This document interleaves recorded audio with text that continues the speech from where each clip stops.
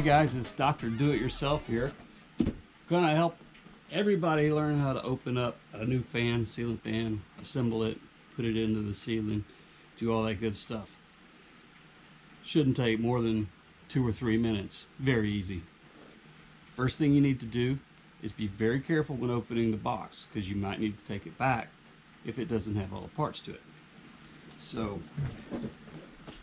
you want to make sure that you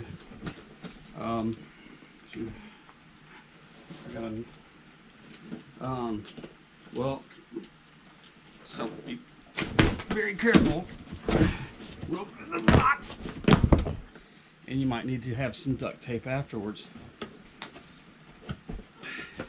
Okay, so this is the bag with the instructions.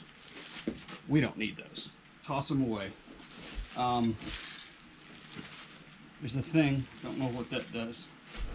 We got some boxes of stuff. So these are,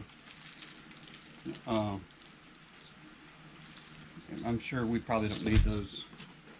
A bag of silica, always hang on to your bag of silica, very important.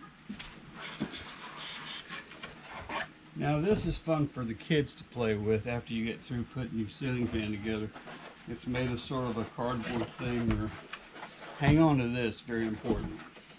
Put that someplace over here. Okay.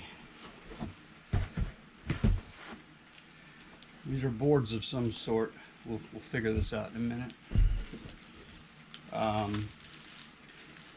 Oh shit, this has got wires on it. I didn't know that we had to. You might need an electrician after you get everything put together. I'm scared of wires. Oh, this is a hat. Every fan comes with a hat. Put it on your head. It looks really cool. We'll check that out in a minute. It's another hat. You know, a lot of people didn't know that ceiling fans came with hats. These are great.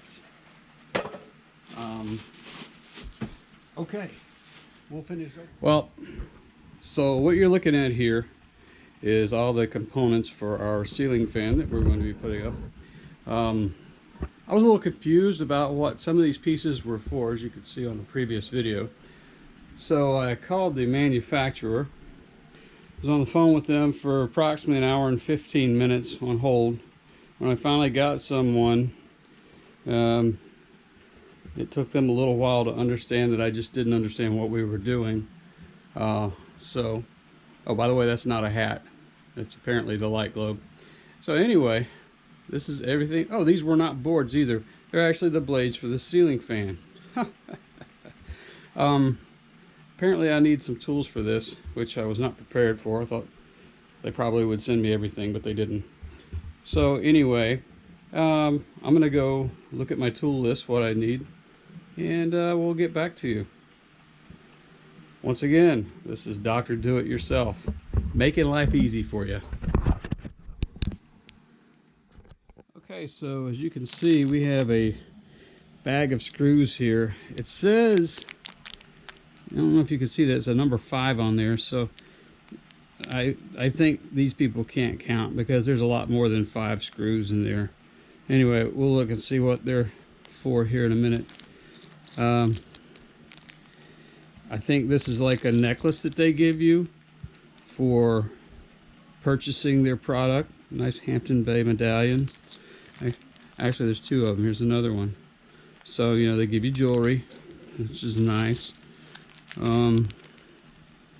These are little party hats for like if you've got a gerbil or a hamster and you want to throw them like a little birthday party. Little party hats for your gerbil. I'm not sure why they put this in there, but that's kind of cool. I mean, you know. Alright guys, we're getting down to assembling the ceiling fan blades. And we have the bracket that the fan goes on. The fan blade itself. Alright, so these holes here line up as so. See there? And I'll tell you the truth, I think I'm going to report this company to some sort of authorities, because apparently they've been using tiny children to put these screws in, because a normal adult, it disappears in your fingers. Look, I mean, I'm a magician now, see? So I think that their labor practices are probably something that needs to be looked into. I would say the children that are doing this are probably 3 to 4 years old, which makes me a little embarrassed that I can't do this easier. But that's where the tool comes in. That's right. The old Phillips head. Remember, righty-tighty, lefty-loosey. There's that one. And, you know, don't tighten them too much because you like a good rattle in your ceiling fan. The noise helps you sleep at night. So just tighten them according to your required noise when you sleep. I like it to be a little noisier, so I'll put maybe 2 to 3 turns on it. Just don't want it too tight. This will have, oh, that's not enough rattle. Let's see. So we'll go out like this. I'll demonstrate. So if you like to have that noise, that's what it's going to sound like. It's going to be great. Now, being the consummate do-it-yourselfer, Dr. Do-It-Yourself has learned that probably the best way to always work with electricity is when the light is still on. As you'll see here, the light is on. It's a little warm. Turn that and get that off, I think. Maybe we, okay. It's not a button.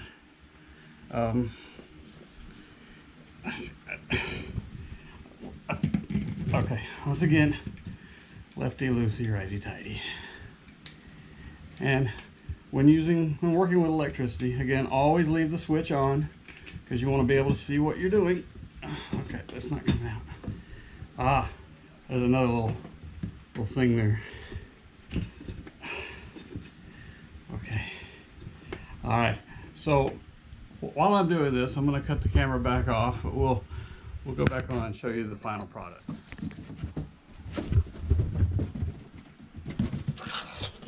Okay. Quick sidebar note. Dr. Do-It-Yourself sometimes makes mistakes, and apparently somebody thought it'd be really funny by telling me to leave it on while I did the lights down, or was doing the electricity.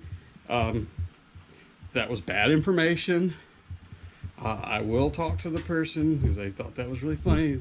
Good times. We were having a few beers when he told me to do that. So anyway, I'm all right. I'm back. As you can see, I do have the mount up for the ceiling fan. And I don't know if I'm supposed to turn the light switch back on now or what.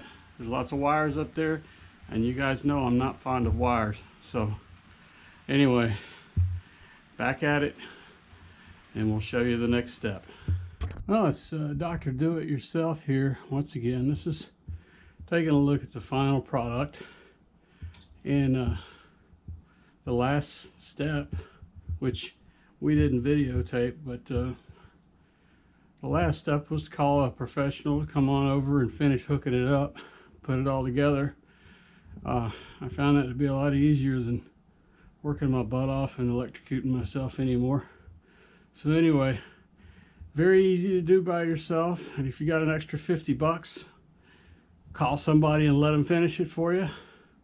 It only took 3 days and a couple of hospital visits, but hey, it's worth it to have this beautiful, fine $40 fan running and cooling off the bedroom. So thanks again for tuning in to Dr. Do-It-Yourself, and we'll have another project soon.